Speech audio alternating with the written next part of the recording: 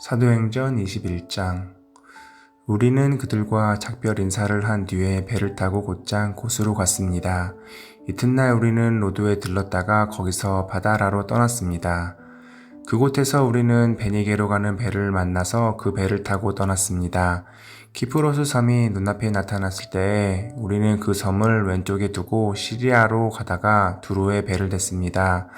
그곳에서 배가 짐을 풀기로 되어 있었기 때문입니다. 우리는 두로에서 신자들을 만나 일주일을 그들과 함께 지냈습니다. 그들은 성령께서 알려주신 대로 바울에게 예루살렘에 가지 말라고 만류했습니다. 그러나 그들과 함께한 시간이 다 되자 우리는 그곳을 떠나 여행길에 올랐습니다.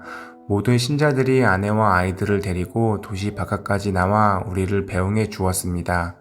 우리는 모두 바닷가에서 무릎을 꿇고 기도했습니다. 서로 작별 인사를 나눈 후 우리는 배에 올랐고 두로 지방의 신자들은 각자 집으로 돌아갔습니다. 우리는 두로를 출발하여 항해를 계속하여 돌레마이에 이르렀습니다. 우리는 그곳의 형제들과 인사를 하고 그들과 함께 하루를 지냈습니다. 이튿날 우리는 돌레마이를 떠나 가이사랴로 갔습니다. 그곳에서 7 집사 가운데 한 사람인 전도자 빌립의 집에 들어가 그와 함께 지냈습니다. 빌립에게는 결혼하지 않은 4딸이 있었습니다. 그들은 모두 예언하는 사람이었습니다. 우리가 여러 날 그곳에 머물고 있는 동안 아가보라는 예언자가 유대에서 내려왔습니다. 그가 우리에게 와서 바울의 허리띠를 가져다가 자기 손과 발을 묶고 말했습니다. 성령께서 예루살렘에 사는 유대인들이 이 허리띠 임자를 이와 같이 묶어서 이방인들에게 넘겨줄 것이라고 말씀하십니다.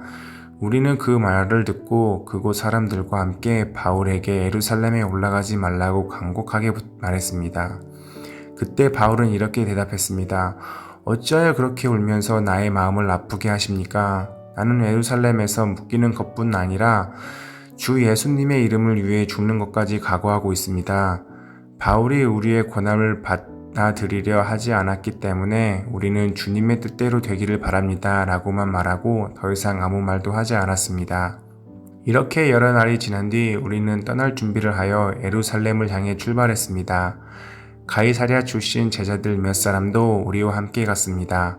그들은 키프로스 사람 나손의 집으로 우리를 데려가 거기에서 묵을 수 있게 해 주었습니다. 나손은 오래전에 신자가 된 사람이었습니다. 우리가 예루살렘에 도착하자 형제들이 우리를 반갑게 맞아 주었습니다. 이튿날 바울은 우리와 함께 야고보를 방문했습니다. 그 자리에는 장로들도 다 모여 있었습니다.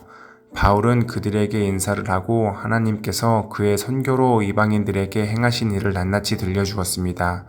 그들은 바울의 말을 듣고 하나님께 영광을 돌렸습니다. 그리고 바울에게 이렇게 말했습니다.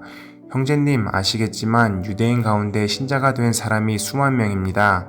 그들은 모세의 율법을 지키는 일에 매우 열성입니다. 그런데 그 유대인들 사이에서는 당신들이 이방인들과 어울려 사는 유대인들에게 모세의 율법에서 떠나 자녀에게 할례도 행하지 말고 유대의 관습도 지키지 말라고 가르쳤다는 소문이 돌고 있습니다. 그러니 어떻게 하면 좋겠습니까? 틀림없이 그들은 당신이 이곳에 왔다는 소식을 듣게 될 것입니다. 그러니 우리가 일러주는 대로 하십시오. 우리 중에 하나님께 서약을 한 사람이 4명 있습니다. 이 사람들을 데리고 가서 함께 정결 의식을 행하십시오. 그리고 형제께서 그들의 머리를 깎는 값을 대 주십시오. 그러면 그들이 그에 대한 소문이 모두 사실이 아니고 그래도 율법을 지키며 살고 있다는 것을 알게 될 것입니다. 이방인 신자들에 대해서는 우리가 이미 그들에게 편지를 써서 우상에게 바친 음식과 피와 목 졸라 죽인 음식의 고기를 먹지 말 것과 음란한 행동을 멀리할 것을 부탁한 적이 있습니다. 이튿날 바울은 그 사람들과 함께 정결의식을 행하였습니다.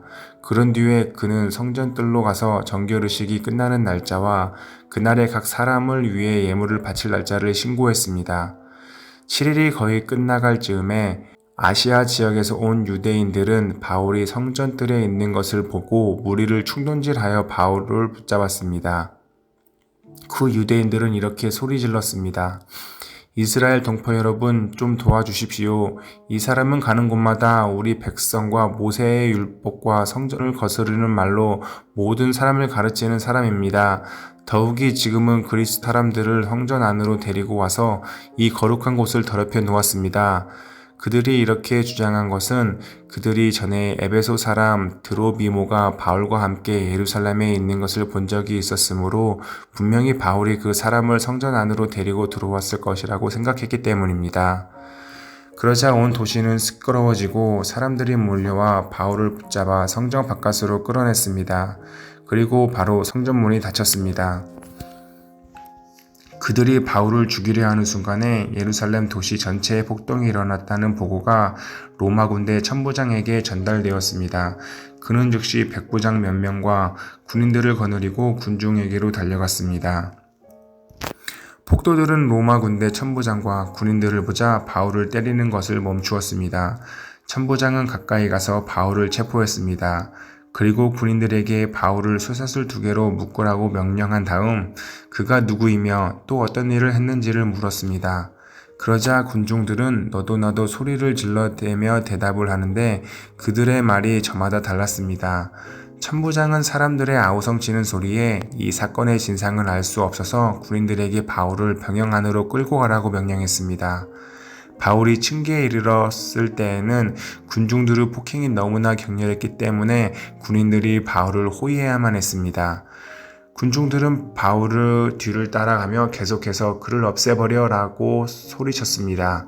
바울이 병영 안으로 끌려 들어갔을 때에 그는 천부장에게 천부장님 한 말씀 드려도 되겠습니까? 라고 물었습니다.